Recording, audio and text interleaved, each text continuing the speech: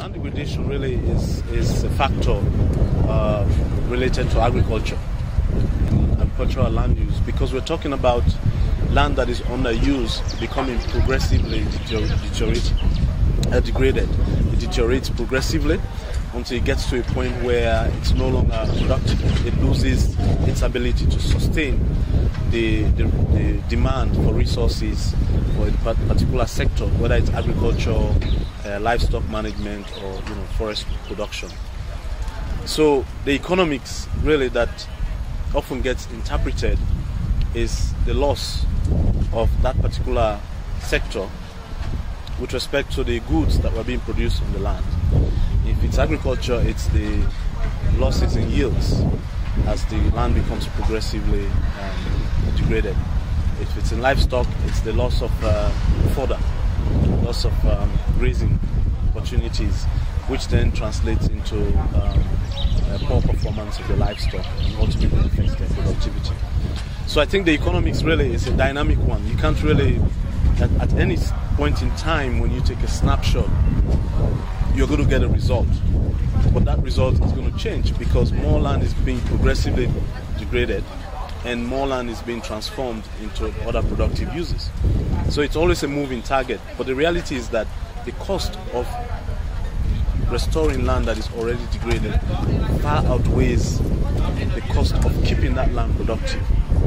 So by just investing in practices that are sustainable, you can keep the land from going down the drain. But it takes a lot of concerted effort, it takes a lot of commitment, because there has to be some degree of trade-offs.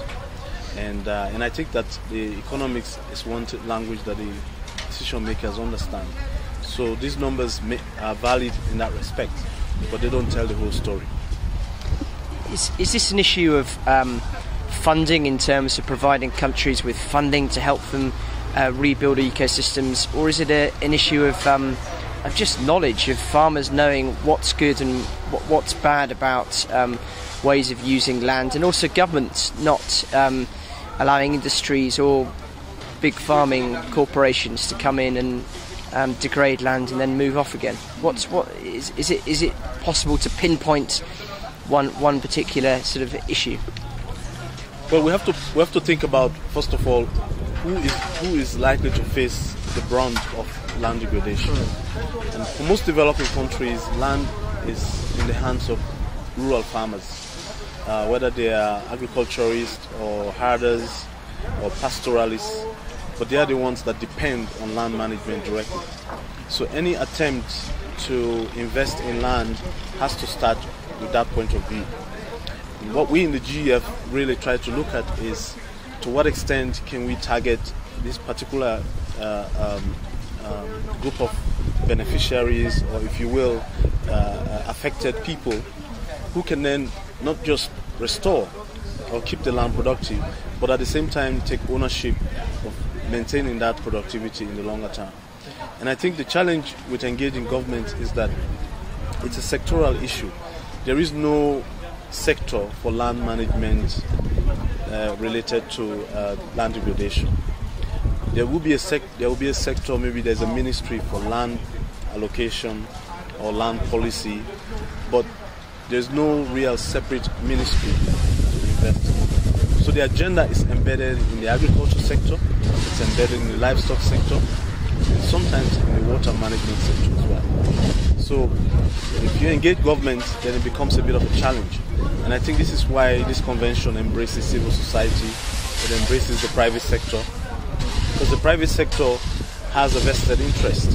Investing in land is about investing in resources that will otherwise compromise the ability for them to make money. So there is a vested interest, but that's different from acquiring land or appropriating land and taking it away from poor land users. And that line is still very difficult to cross.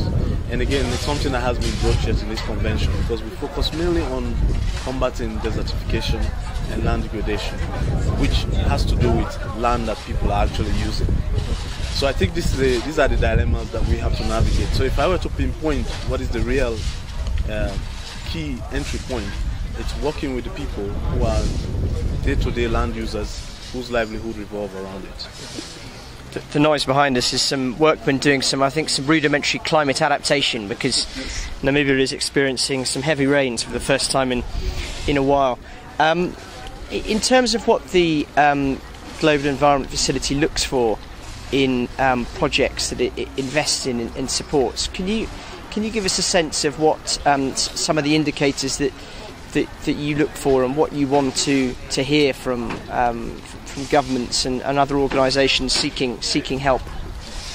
Well, the starting point for the GEF is the ecosystem services that actually support production. Okay? By that we mean all of the services that nature has to provide, the land itself, the soil that people need, the productivity of that soil, the health of that soil, and the diversity, the biodiversity that also is inherent in that system, and then water.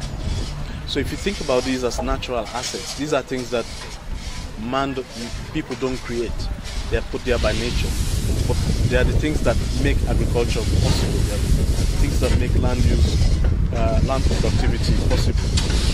So what can we do in order to keep those assets in place while people are using the land?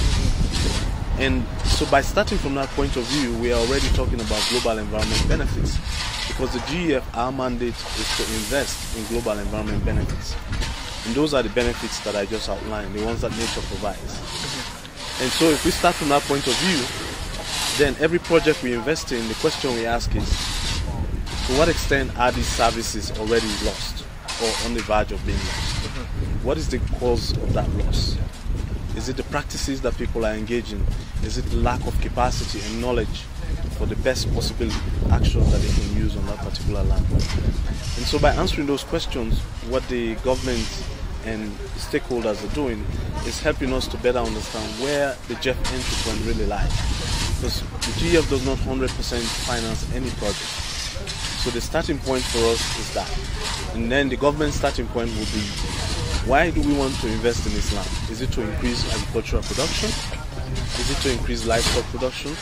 Is it to create opportunities for poor communities? What resources do they have for that project? So that when the GEF resources come in, they make it possible then to bring in innovative practices that will complement any other action that they were going to invest in, so that those benefits that are environmental can then accrue to the global environment. And that then allows them to also account for the convention mandate for which the GEF actually serves as financial mechanism. So we more or less support development action by the government, but at the same time we help them meet their obligations under the conventions. And so the entry point for us really revolves around these ecosystem service agendas, the natural capital. The UN screened what I thought was a wonderful film last night called The Man Who Stopped the Desert, focusing on a farmer from Burkina Faso called Yakuba, who had quite a colourful life. But I think one of the key points I took out of it was that regenerating land doesn't necessarily have to be that expensive. And is that a message that you guys try and get across both to potential donors and other people interested in this sector? The costs of actually regenerating land, it's a lot of hard work, but didn't strike me as being hugely expensive. Well, I mean, I think the message really from the film The Man Who Stopped the Desert is that land management starts from the bottom. It starts with grassroots movement. And resources are always an opportunity to maybe improve or increase or scale up, but it's not the beginning. The beginning has to be the people whose lives are affected. And I think the lesson that one can gain from that is that one person alone cannot solve all of the land degradation problems, but it takes champions to create that movement and create that inspiration. And I think that's what we're beginning to find in the drylands. But these people can only create that movement if the rest of the enabling environment is there to facilitate it. And what do I mean by enabling environment? Well, first of all, there has to be government policies that are favorable, that are not barriers. And one critical one is land tenure. Because when you invest in restoring land, whether it's just labor or time and effort. If that land is not yours or you don't have right over it, the incentive starts to immediately disappear, because you might restore it and then somebody comes and takes it away from you. The other forms of barriers are related to knowledge. If you have that knowledge and you're worried about someone else taking that knowledge away from you, then you're reluctant to put it to the full use. And I think that's, people have to be rewarded or recognized for any knowledge that they are capable to bring. That's how come in the global environment people win Nobel Prizes or other things. But there are no Nobel Prizes for these indigenous knowledge, creative people. And I think that's one of the lessons that really comes out of this, that people are capable of doing things. They have the potential to transform their lives, transform the landscape, and make it more productive. But they need the space, they need the policies that support them. And then once they start to take hold, then you can provide resources to facilitate movement, sharing of knowledge, exchange among the individuals, and then you can actually scale up. And I think that's where the resources come in very handy. Resources can also come in handy if you have to buy seeds, for example, or if you have to bring in inputs that will help to complement the efforts that are being applied by those people. So in some way you're still going to need resources, but it's not huge amounts of resources that we're talking about. It's catalytic funding, which is what the GEF is very good for. We provide catalytic funding for investments such as those, so that they can take off. One final question. One of the key points that came out of the Economics from Land Degradation report yesterday was the impact that what some charities call land grabs are having on land degradation. The idea that huge companies, often funded by the EU, or at least EU companies, are coming in, buying huge tracts of land in Africa and other parts of the world for very cheap prices, farming them and then disappearing again. How serious is that as an issue? Well, I mean, the concept is still very much in the it's still very much in the international community in terms of a debate. Because if you go to the government, they are going to tell you that these are not grabs, they are acquisition. They are actually legitimate transactions involved. People are not parachuting in and just putting a fence around land. They are legitimate transactions. I think what is missing from this dialogue is, to what extent is there an explicit policy that really acknowledges and recognizes the important role of traditional land users, the local communities. And oftentimes the transaction is between the government and the private sector. And that's where this whole concept of grabbing comes in, because I think that there's expectation from the international community that the businesses should at least know better. They need to know, understand what are the underlying policy, how much dialogue is happening for them to acquire land that is going to be in their control for sometimes as long as 50 to 60 years to 100 years.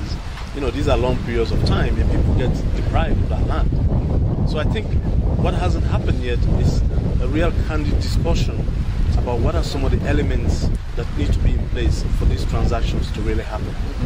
And many countries are beginning to move towards that now. But in the GEF, it doesn't really relate much to what we finance, because ultimately, if that land is managed sustainably, there is no GEF agenda there. But if it's land that is degraded, that we cannot invest in, then the country probably has a better chance bringing in the private sector, because otherwise land that is completely degraded is of no use to them, and if of no use to anybody else, and yet we need those lands to help sequester carbon. We need them to help maintain carbon stocks in the soils as a contribution to climate change. So in the end, really, everything can come together if the transparency is there in terms of the dialogue and the discussions that are happening.